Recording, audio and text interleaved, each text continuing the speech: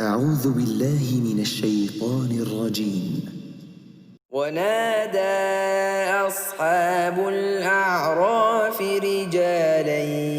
يعرفونهم بسيماهم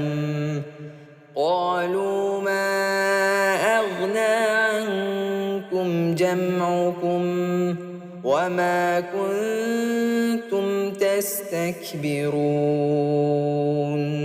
أهؤلاء الذين أقسمتم لا ينالهم الله برحمة ادخلوا الجنة لا خوف عليكم ولا أنتم تحزنون ونادى أصحاب النار أصحاب الجنة أن أفيضوا علينا من الماء أو مما رزقكم الله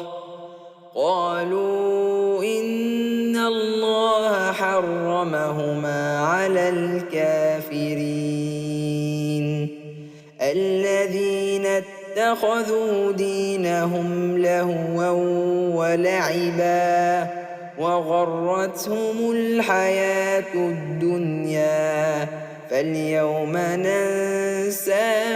كما نسوا لقاء يومهم هذا